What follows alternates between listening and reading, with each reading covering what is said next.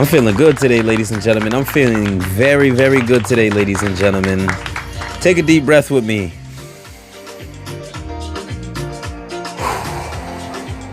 Yeah, that's rich. That's rich. Welcome, everybody, to the Thoughts of an Empath podcast. It's your host, Steve Saintville. It's a blessing and an honor to be here with you guys as usual. First and foremost, gotta show love to God. Y'all know how we do things out here. Gotta show love to God. That's a fact. Gotta show love to the album of the episode. Some sweet soca music for your soul. The Cabana Rhythm.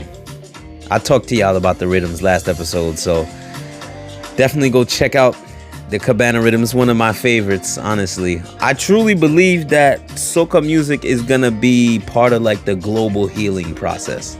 Because I don't know if y'all knew this, I learned this recently, is that trauma is released when you dance from your waist.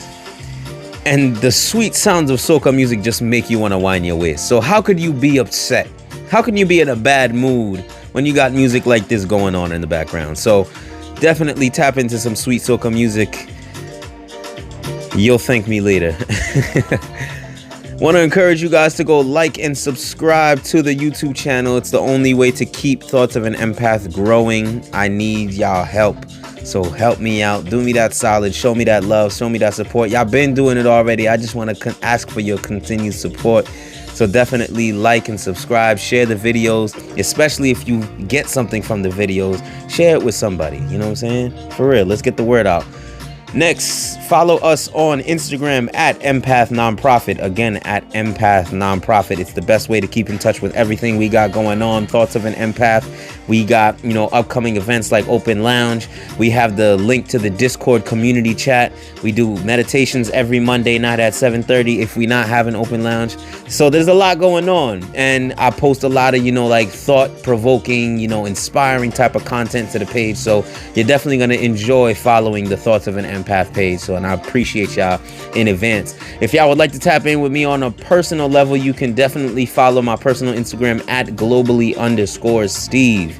And if you look there, you'll find a separate Linktree with links to everything I got going on outside of Thoughts of an Empath. I always got some type of project going on, so you can definitely go check that out. I appreciate y'all, of course.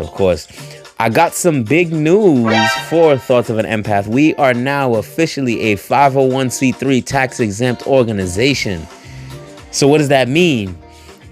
It means Thoughts of an Empath can now accept tax-deductible donations from the people. So if you appreciate what we're doing and you want to show us some financial love and you send us $100, keep that receipt, because at the end of the year when you file your taxes, you can now deduct that $100 from your taxable income. And if I'm correct, the U.S. tax code allows every individual up to 60% of their adjusted gross income to be donated to tax-exempt organizations. So if you're making $100K and you donate $60K, you can write off $60K on your taxes, baby.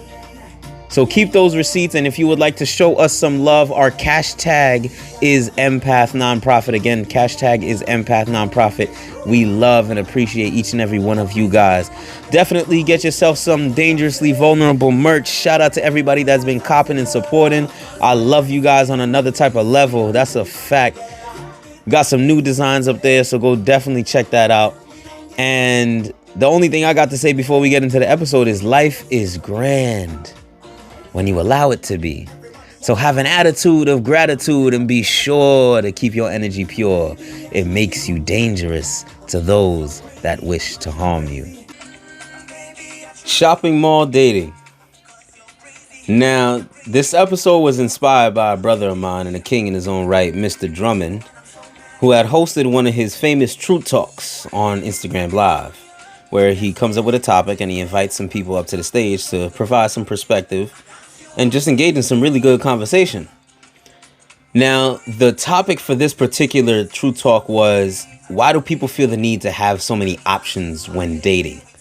And I was invited up to the stage and I gave my perspective, but I used an analogy to kind of set the context for what I wanted to say. And that analogy was based on my personal shopping habits. Now, when I get ready to go shopping, I, of course, set a sizable budget for myself and I head out to the mall. could run me about like 1 to 3 hours. I like to take my time. I like to really enjoy myself. However, truthfully, more often time than not, I end up leaving empty-handed. And the reason for this is I've come to a point in my life where I understand my sense of style. So if I go into several stores and I don't see an outfit that really resonates with me deeply, I'm not going to buy it. And I'm totally okay with leaving the mall empty-handed. However, when I reflect on, my own personal shopping habits before and just through observation watching other people, I recognize that a lot of people don't really shop this way. If someone takes like 2-3 hours to go around the mall and they leave with nothing, a lot of times that person may feel defeated, as if they done wasted their time and their energy. And what's unfortunate is that I've recognized we've taken that same attitude into the dating space, where we can go on 2-3 dates, and if we don't come out with a potential partner, then we feel defeated. We feel as if we wasted our time and our energy and our effort. Or what's worse sometimes is that we start to harbor some negative feelings towards ourselves. So as a shallow surface level solution to this, what we tend to do is keep a couple options around us that don't really resonate with us deeply, but we just kind of like. You don't see that outfit that really had you excited. You just got an outfit that, I guess I could pull this off. And in the same way with people, we keep people around who don't really feed our spirit, but it's like, they cool people. I can keep them around for a little bit longer. However, this shines a light on two very core problems that I think is plaguing the dating space right now. First being, we don't have a real relationship with ourselves to understand what it is that we truly like. The second thing is that we don't have the patience to actually wait for the things that we're asking for. And when we go about the process with this type of attitude, we're not paying attention to the costs associated with keeping these things around.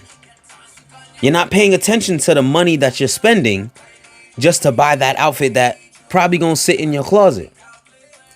You're not paying attention to how keeping this person around is going to cost your energy and how it's going to affect your energy, because there's always a cost associated. But yet we have the audacity to say that we're dating with intention. That's one of the most bullshit things I've heard recently. And that's one of my biggest charges to the dating scene right now, is that I don't believe people are really dating for true compatibility. We're just kind of following the trends. And the trend is to have multiple options so that you don't have to sit with yourself. To have this person and that person and that person, so when that other person is acting up, I got options to go to. When I go into a store, I may not see something that I like, or maybe I do see something I like, but it don't come in my size. I end up buying the size that ain't fitting me. Or I buy some other shit that I don't really like.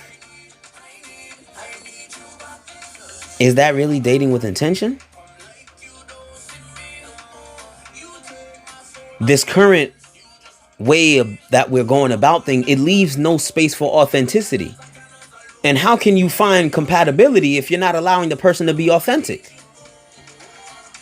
And I have proof that we're not being authentic. Because look at the way people go about dating. They treat it like an interview. You go into a date, men and women alike, with a checklist in your head, thinking, what can this person do for me? And you ask them questions based on that checklist. And as they answer, you check it off or you X them off. And that's how you determine whether you move forward with somebody. However, the reason it leaves no space for authenticity is because, and unfortunately, this is why I feel, a lot of women get finessed in the dating space, is all a man got to do is know the playbook, is come up with reasonable answers to your interview questions, and you're going to give him the time of day without thinking about the cost. So now once I'm in, I can take what I want and I can leave when I'm ready. And you're stuck there. I want to ask you, when was the last time while on a date you paid attention to how the person speaks of themselves? Because the true foundational concept that's going to let you know how that person is going to treat you is how they treat themselves. What type of relationship do they have with themselves? Do they speak kindly to themselves? Do they have visions and goals for themselves? Do they find ways to now address their personal traumas in healthy manners? All of these things reflect how they're going to treat you should you keep them around. But when was the last time you asked a question of that nature? It's funny because, like, I'll be talking to some of my boys sometimes and I'll tell them, like, yo, one of the questions that I love to ask when I'm on a date with somebody is like, yo, have you healed? Do you feel like you've healed from your trauma? And it's always like what kind of question is that, Steve? You can't ask someone if they've healed. To me, it's like, why the fuck not? Because how else am I supposed to know that, one, you've taken the time to sit with yourself and reflect on the things that have gone on in your life that dictate the way we go about life? So do you even recognize that you're traumatized? But then two, have you taken the time to actually sit with yourself, sit with those feelings and process those things to where you can get to a point where you can say in confidence that I have healed? It's a simple question for me. And that's a clear way for me to get an understanding of where is this person in their journey with self? Because if your journey with self is fucked up, then if I interject myself into that, you gonna fuck me up. So why would I do that? But again, when was the last time you really asked those type of questions? Shopping mall dating. My big charge to the game. We not dating for authenticity. We're dating for... We trying to just go about it risk-free. Honestly, because when you have so many options, that mitigates your risk. This person fucking up, I got this person that's willing to take me out, that's willing to pay for me. This shorty to acting stush, I got this other shorty that I can holler at, she gonna give it up quick. Shopping mall dating. So I want to leave you guys with two questions that I had to ask myself as I was going through my process and learning myself and preparing myself for wanting to even be in the dating space. First off, are you willing to give the things that you're asking for? I done fucked y'all up with that one. Because I personally feel like one of the core foundational concepts that we're losing in our relationships is reciprocity. Women want a man that can provide and protect them.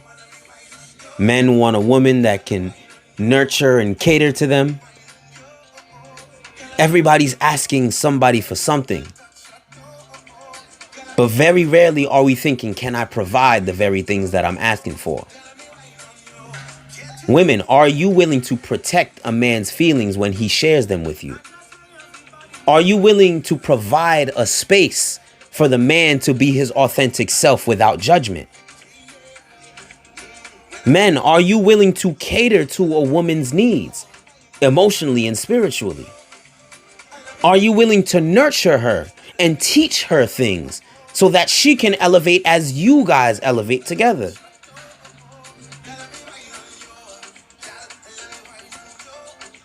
And the second question I want to leave y'all with is, are you willing to be patient and wait for the things that you are truly asking for? Because if you see a fire outfit and it don't come in your size and you end up buying it anyway, you're fucking it up for the person who is that size. And that's going to come back on you. The same thing happens in the dating space. When you keep people around you that are not for you, it's going to fuck you up. So are you willing to be patient? and wait with a happy heart for the things that you are truly asking for. I love you guys.